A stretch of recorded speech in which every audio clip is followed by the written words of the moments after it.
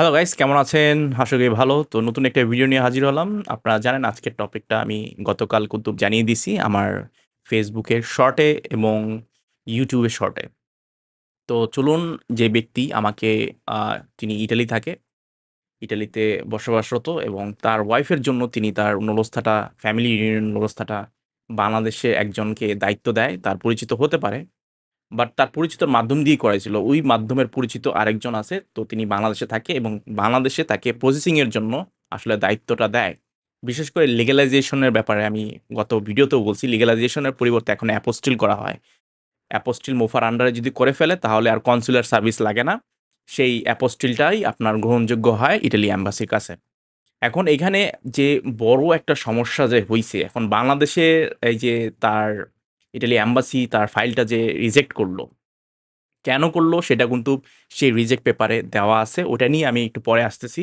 এখন আসি হচ্ছে যে ভাইটি আমার সাথে মেসেঞ্জারে যোগাযোগ করলো। কিভাবে ফার্স্টে হিস্ট্রিটা শুরু হলো সেটা আপনাদের সাথে শেয়ার করব। কারণ পরবর্তীতে এগুলা আপনারা এক্সপেরিয়েন্স গ্যাদার করতে আসলে কাজে দেবে এবং পরবর্তীতে যদি আপনার ফ্যামিলি রিউনিয়ন ভিসার চিন্তা করেন তাহলে খুব সাবধানে এসব মাধ্যম থেকে আসলে একটু দূরে থাকবেন প্রসেসিং এর ক্ষেত্রে।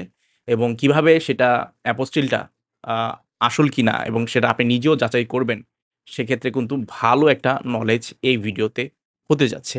তো চলুন আমরা তার মেসেঞ্জারে বা আমার মেসেঞ্জারে যাই এবং সেই মেসেঞ্জারে তিনি ১ম এ আমাকে যেভাবে পুরো হিস্ট্রিটা শুরু হয়েছিল সেটা আমরা জানি। ওকে, ১ম এ তিনি আমাকে নক দেয় আপনার হাই ব্রো বলে এবং কেমন আছেন? তারপর আমি বলি আলহামদুলিল্লাহ। পরে তিনি আসলে পুরো ডিটেইলস এ যেতে গেলে পরে তিনি কিছু কথা বলে, শুনেন। আসসালামু আলাইকুম ভাইয়া, ভালো আছেন? আমি আপনার ভিডিওগুলো দেখতেছিলাম।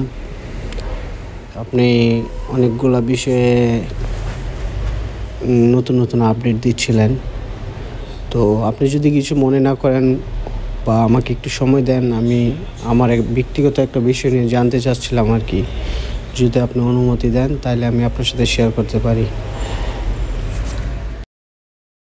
তারপর আমি বললাম ভয়েস করে রাখুন। বিকজ যারা আমাকে ভয়েস করে তাই আমি ভয়েস করে রাখতে বলি। পরবর্তী ফ্রি হয়ে আমি কিন্তু টেক্সটে উত্তর দেই।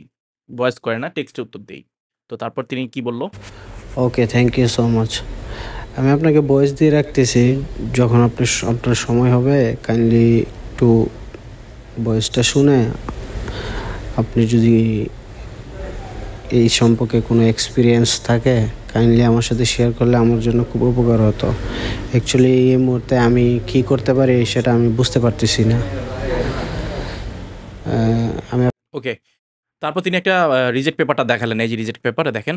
তার ওয়াইফের নুলস্থার বিপরীতে জমা দেওয়ার বিপরীতে তাকে রিজেক্ট করা হইছে এবং কি কারণ দেখাইছে সেইটা আমরা পড়ি। Following the request for additional documentation, if you have submitted the documentation with a false apostille, counterfeit, my knuckle, especially the apostille verification QR code links to a web address.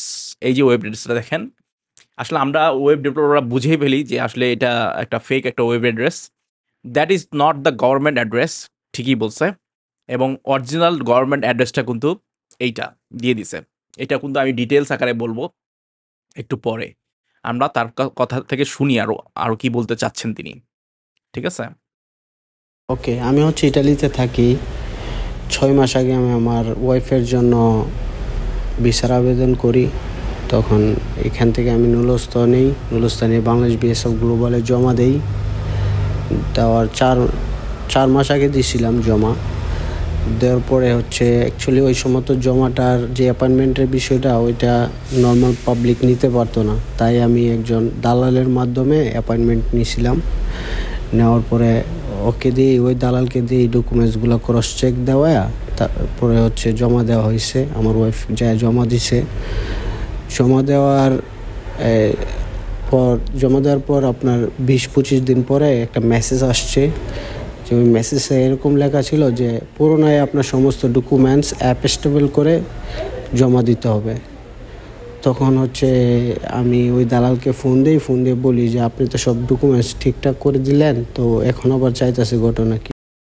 ওকে, দালালে একবার জমা সবকিছু জমা দেওয়ার পরে তারপরে কিন্তু আপনার রেফারেন্স নাম্বার চেক করে হয়তোবা দেখে যে পুনরায় না অ্যাডিশনাল ডকুমেন্টস এখানে বলা হয়েছে অ্যাডিশনাল ডকুমেন্টস হয়তোবা চেয়েছিল ইটালি এম্বাসি। প্রথমেই হয়তোবা তিনি যে যার মাধ্যমে কাজ করেছেন হয়তো ফেক কিছু কাউন্টারফেট এইজন্যই সন্দেহ করছিল। তারপরেও একটা সুযোগ দেওয়া হয়েছিল হয়তোবা। তিনি তো আর জানেন না। তারপরেও তিনি মনে হয় আচ্ছা শুনি আমরা। ওই দালালকে বলার পরে আপনার হচ্ছে ওই দালালে আমাকে ব্রেন ওয়াশ করে বলে যে ভাই অ্যাকচুয়ালি এগুলো হচ্ছে এখন কন্ট্যাক্টের বিষয়, আপনি যদি কন্ট্যাক্ট না করে দেন তাইলে হচ্ছে আপনার এই কিছুদিন পরে আবার এই ডকুমেন্টস সেই ডকুমেন্টস চাইবো। এর চাইতে বেটার আপনি কন্ট্যাক্টে চলে যান, সমস্ত কিছু আমরা করতেছি, আপনি এরকম একটা অ্যামাউন্ট দেবেন। তখন উনি আমাকে বলে এরকম, তারপর আমি বুঝতে পারি না, ওনাকে বলছি আচ্ছা ঠিক আছে আমি এরকম অ্যাকাউন্ট দিব, আপনি কীভাবে এটা করা যায় বলেন। বলতেছে আপনি সবগুলো ডকুমেন্টস আমাকে দেন, আমি অ্যাপেস্টেবল কইরা সব রেডি করে অনলাইন কইরা আপনাকে দিচ্ছি, আপনি নিয়ে জমা দেন। তখন হচ্ছে আমার ওয়াইফ সবগুলো ডকুমেন্টস আবার দেই, উনি লোকে এইগুলো আবার নতুন করে অ্যাপেস্টেবল করে অনলাইন করে এই আমার ওয়াইফকে দেয়, আমার ওয়াইফ যায় বিএসএফ গ্লোবালে জমা দেই। ওকে তারপর? বিএসএফ গ্লোবালে জমা দেওয়ার 15 দিন পরে একটা নোটিশ আসে যে ready for collection. Okay, ready for collection যখন আসে তারপর দিন আমার ওয়াইফ যখন বিএসএফ গ্লোবালে যায়, আমার ওয়াইফকে বিএসএফ গ্লোবালে পাসপোর্ট আর এই নোটিশটা ধরাই দিই, বলছে আপনার ভিসা রিজেক্ট হয়েছে। কারণ কি বলতেছে আপনার যে অ্যাপেস্টেবল ডকুমেন্টসটা দিয়েছেন ওইটার লিঙ্ক বাংলাদেশের অরিজিনাল গভর্নমেন্টের লিঙ্কের সাথে ম্যাচ করে না। তখন অ্যাকচুয়ালি আমি বুঝতে পারছি যে দালালে কোনো একটা ঝামেলা করছে। তখন ওই লোকের ফোন দিলাম, ওই লোকে বলতেছে আমি দেখতেছি। তারপরে আমি এই নোটিশটা বার করে পড়লাম, এটার মধ্যে লেখা আছে যে অ্যাপেস্টেবল নামের যে ডকুমেন্টসটা ওইটা অ্যাকচুয়ালি ফেক হয়েছে, ওইটাকে যেভাবে দালালে সিস্টেম করে অনলাইন করে দিয়ে দিয়েছিল। অ্যাকচুয়ালি এটা অনলাইনে ঢোকার পর আমি আর তেমন কিছু যাচাই করি নাই। আচ্ছা, এই যে তারা অ্যাপোস্টিলটা করছে, এই যে এখানে কিউআর কোডে অ্যাপোস্টিলে কিউআর কোড থাকে এবং কিউআর কোড এবং এই কিউআর কোডে আমার হাসি আসতেছে সরি বিকজ বাঙালি আমি কয়েকদিন আগে একটা ভিডিও বানাইছিলাম বাঙালি সম্পর্কে। আমি নিজেও বাঙালি। আমি চাইনি যে কথাটা বলতে বাট কিছু একটা আমার কারণে আমি বলছিলাম যে বাঙালি হচ্ছে মতো শত্রু আর কেউ হয় না। যাই হোক ওটা আমি বলতে চাইনি। আবার ওইটা এত মিলিয়ন, মিলিয়ন ভিউ হইছে যে আমি কল্পনার বাইরে। বাট নেগেটিভিটি আমি বলছিলাম। অবশ্যই নেগেটিভিটি আমি পছন্দ করি না। তবুও বলতে হইছে এবং সেটা কিন্তু মিলিয়ন, মিলিয়ন ভিউ হইছে এবং সেটার কারণে হয়তোবা অনেকে আমার কমেন্ট করছে, অনেকে বিরোধ করছে। যাই হোক এসব কারণেই কিন্তু আমি বলা হয়েছিল ওই ভিডিওটা। এই যে দেখেন এই আপনার যাদের আইফোন আছে তারা তো বিল্ট ইন থাকে কিউআর কোড স্ক্যানার। তো আমি কিউআর কোড স্ক্যান করলাম যে ক্লিয়ার করে যখন স্ক্যান করলাম তো তখন কিন্তু একটা ওয়েবসাইট মাধ্যম আছেন। তিনি কারো দিয়ে একটা ওয়েবসাইট তৈরি করছেন নিজেই এবং সেই ওয়েবসাইটের মধ্যে তার ডকুমেন্টসগুলো আপলোড করে দিয়েছেন। আমি পুরো বিষয়টা এখন আপনাদের উদ্ঘাটন করব। চলুন আমরা যাই আসলে বাংলাদেশের যে অরিজিনাল যে রিয়েল ওয়েবসাইট অ্যাড্রেস সেটাও দেখাই, কম্পেয়ার করে ওইটার সাথেও কম্পেয়ার করাবো। আমরা অ্যাপোস্টিল যদি গুগলে যান অ্যাপোস্টিল বাংলাদেশ লিখবেন। ওকে। আমি কিছু চমকপ্রদ জিনিস পেয়েছি বাংলাদেশ। ওকে। দেখেন ১ম যে লিঙ্কটা আছে এটা মোফার আন্ডারে আপনার একটা সাব রেজিস্ট্রি একটা সাইট। তারপরে এই যে একটা দেখছেন অ্যাপোস্টিল বিডি এটাও ফেক। তারপরে আছে বাংলাদেশ অ্যাপোস্টিল এই দেখেন ওয়েব অ্যাড্রেসটা দেখেন অ্যাপোস্টিল mygovernmentbd.com ডট কম দিয়ে কখনো ডট কম যদি লাস্টে ডট কম দিয়ে শেষ হয় আপনার ওয়েব অ্যাড্রেসটা সেটা ফেকই হবে কারণ বাংলাদেশের যত গভর্নমেন্ট সাইট আছে সেটা ডট বিডি হবে। যাই হোক তাদের র্যাঙ্কিংয়ে দেখেন এই ওয়েবসাইটগুলোর র্যাঙ্কিং কিন্তু মেন ওয়েবসাইটের থেকে অনেক আগিয়ে আছে। এই যে মেন ওয়েবসাইট দেখেন mygovernment.bd এটা হচ্ছে অরিজিনাল অ্যাপোস্টেলি আপনার ওয়েবসাইট। ঠিক আছে, এখানে যদি যাই দেখেন এখানে রেজিস্ট্রেশন আছে, লগ ইন আছে, সবগুলা কিন্তু আপনার দেখা যাবে কাজ করবে। ঠিক আছে, এই যে কাজ করবে দেখছেন লগ ইন কাজ করছে, তারপর হচ্ছে দাপ্তরিক লগ ইন এগুলো সব কাজ করবে। ঠিক আছে, এটা কিন্তু অরিজিনাল সাইট। তাকে যে সাইটটা দেওয়া হয়েছিল যে আমি দেখাই এইটা ওই আপনার স্ক্যান করলেই এই সাইটটাইতেই আসে। আমি ওই ব্যক্তিগত ওই সাইটটা গেলাম না। এই যে হচ্ছে দেখেন এখানে দেখেন কি করছে অ্যাপোস্টিল মাই গভ বিডি একসাথে ডট কম লাস্টে দাগে দিছে মানে অনেকে তো ধরতে পারবে না, সাধারণ মানুষগুলো তো এগুলো ধরতে পারবে না, বাট আমরা তো ধরতে পারবো। প্রথমেই তো এগুলো দেখলেই বোঝা যায়। ঠিক আছে, অনেকদিন আগে কিন্তু আমি কানাডা নিয়ে একটা, আমার ফার্স্ট ভিডিও হচ্ছিল কানাডার ইমিগ্রেশনে একটা ভেজাল হয়েছিল একজনের, মানে একটা সাথে জালিয়াতি করছিল এক এক ছেলের সাথে। তো তাকে এরকম ভাবে একটা কানাডিয়ান গভর্নমেন্ট সাইট হিসেবে দেখিয়ে অনেক টাকা হাতিয়ে নেয়। যাই হোক, এখানে দেখা যাক যে এটা বুঝেই যাচ্ছে ফেক। আমি ফেকটা, আমি যাই ভিতরে যাই, দেখেন এই যে দেখেন, উপরের লিঙ্কগুলা কিন্তু কাজ করবে না। কোনো ধরনের কাজ করবে না। দেখছেন? কোনো ধরনের লিঙ্ক কিন্তু কাজ করতেছে না। হাউ ইট ওয়ার্কস, এবং এই যে পররাষ্ট্র মন্ত্রণালয়ের মোফা, এটাও ক্লিক করলেও কাজ করবে না।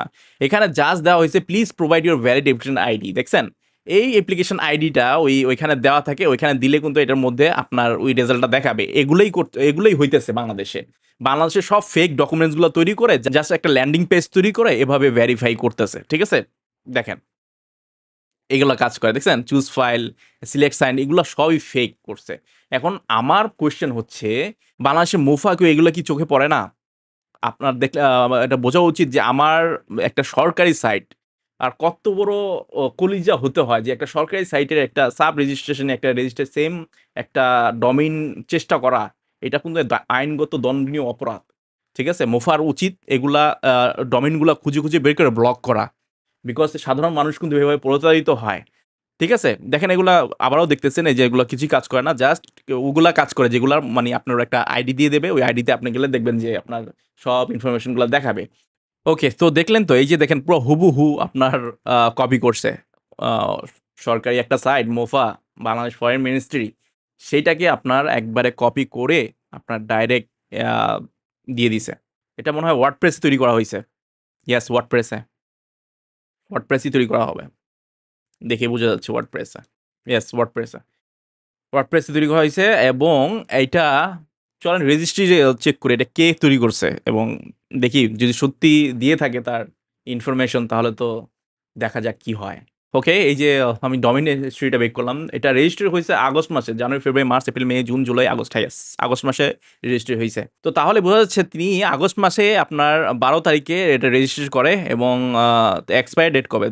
২০২৬ এ। মানে আরো অনেক মানুষের সাথে প্রতারণা করার আর কি বলে উদ্দেশ্য আছে।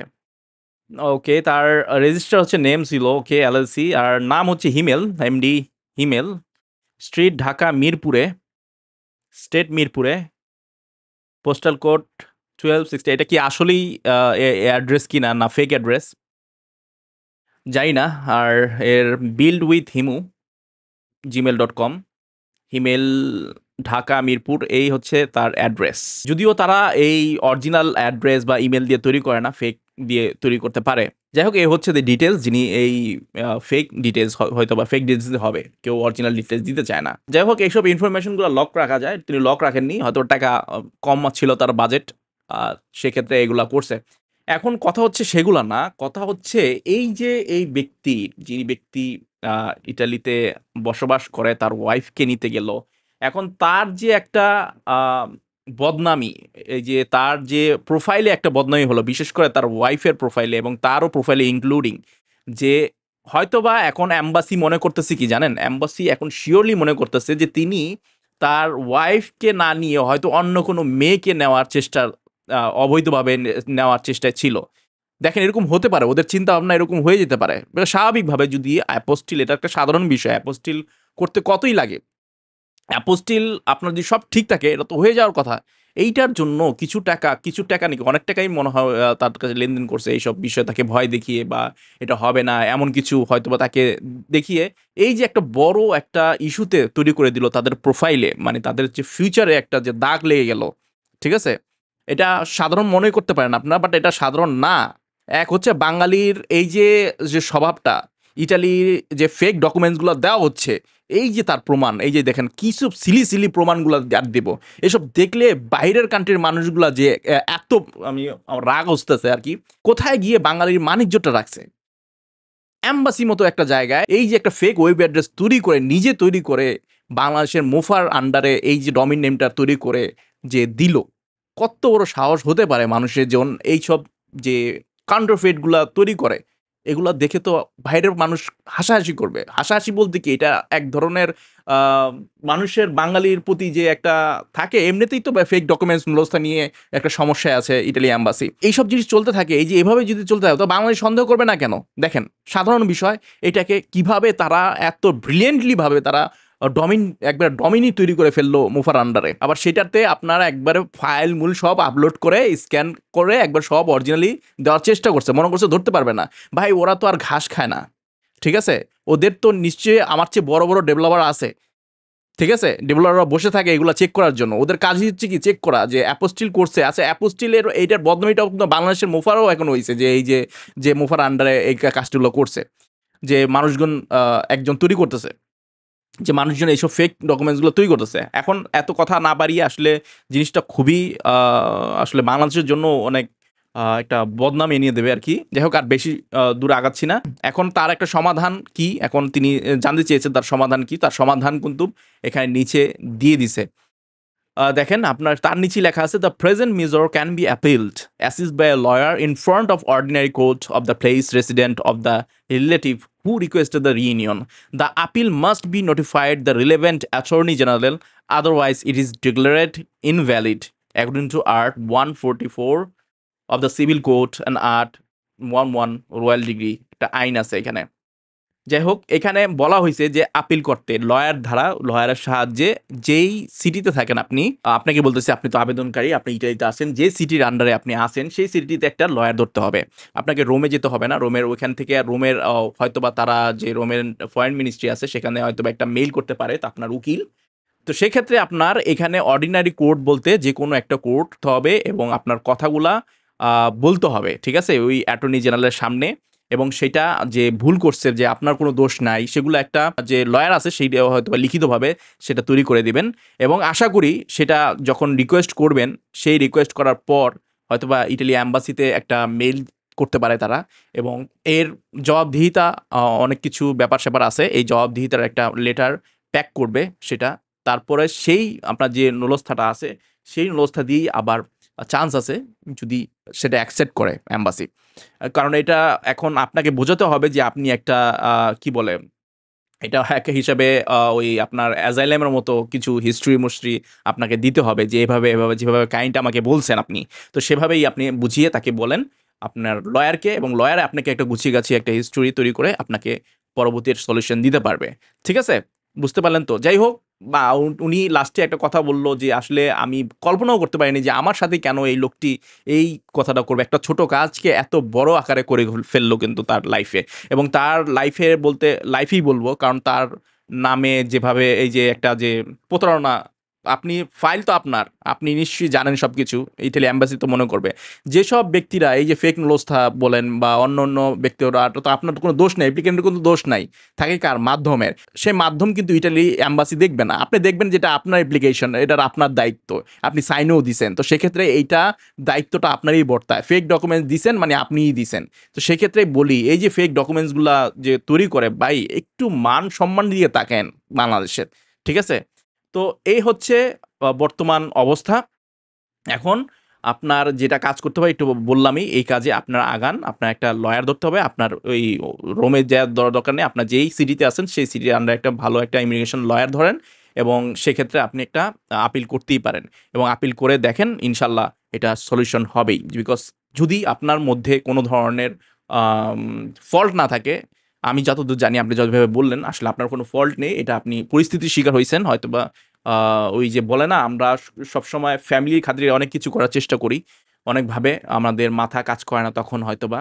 আর আমার ভিডিওর মাধ্যমে যদি কর্মকর্তা কোনো ব্যক্তিমুক্ত দেখেন, এই যে আপনাদের মুফার সাইডে, অ্যাপোস্টিল সাইডে যে ফেক ডোমেইন তৈরি হচ্ছে, আমি তো দেখালাম একটু আগে আপনাদের। এই ডোমেইনগুলা অবশ্যই আপনারা ব্লক করার চেষ্টা করেন। না হলে কিন্তু এই ডোমেইনের আন্ডারে কিন্তু ইল্লিগ্যাল ওয়েতে আপনার এই ডকুমেন্টসগুলো অ্যাপোলোজিস্ট করা হলে পরবর্তীতে আবার হয়তোবা এই যে একটা সুবিধা হক কনভেনশনে যে আমাদের নাম আসছে বাংলাদেশের, পরবর্তীতে এই অ্যাপোস্টিলের বদনাম হবে। ঠিক আছে? আগে তো আপনার কনসুলার অফিসে লিগ্যালাইজেশন করতে হতো। এখন তো ডাইরেক্ট এখন মুফার আন্ডারে আছে। যাই হোক, ওইটা একটা সমস্যার সমাধান হওয়ার জন্যই অ্যাপোস্টিলটা করা হয়। বিকজ আপনার সার্টিফিকেট আছে, আপনার ম্যারেজ সার্টিফিকেট আছে। এগুলা আগে লিগ্যালাইজেশন করা হতো কনসুলার অফিসেই। বাট এখন কিন্তু এটা মুফার আন্ডারে গেছে তাড়াতাড়ি হওয়ার জন্য, এবং সেটা অ্যাকসেপ্টেবল ওয়ার্ল্ড ওয়াইডে। যারা এই যে হক কনভেনশনের মধ্যে সাপোর্ট করে। তো এই জিনিসটাকে প্রশ্নবিদ্ধ করাটা উচিতই হবে না, এইসব জিনিস করতে দেওয়া যাবে না। আর আমরা যারা ব্যক্তি আছেন, মাধ্যম আছেন, দায়িত্ববোধ আকারে এইসব কিছু করেন। এটা ওই আপনার এক্সপিরিয়েন্স সার্টিফিকেট না, এটা একটা ম্যারেজ সার্টিফিকেট, এটা একটা সরকারি ডকুমেন্টস, ম্যারেজ সার্টিফিকেট সরকারি ডকুমেন্টস কিন্তু। তারপর হচ্ছে আপনার এডুকেশন যে সার্টিফিকেটগুলো আছে, ওগুলো একটা গভর্নমেন্ট আন্ডারে, এগুলোরও আপনার দেখা যাচ্ছে যে বাঙালিরা নকল করার চেষ্টা করে এবং যেভাবে হোক উঠানোর চেষ্টা করে। আমি এই অ্যালেন লস্তার ক্ষেত্রে আপনার ডিপ্লোমা, একজন মাস্টার্স পাস কিন্তু ডিপ্লোমা সার্টিফিকেট নকল করে দিতেছে। ঠিক আছে? এইসব জিনিস কত মানে শুনতে হয়, আসলে ভাল লাগে না আসলে এইসব জিনিস শুনতে। যাই হোক, আজকে ভিডিওটি এই পর্যন্তই। ভালো থাকবেন, সুস্থ থাকবেন। অবশ্যই লাইক অ্যান্ড শেয়ার করে রাখবেন। বাই।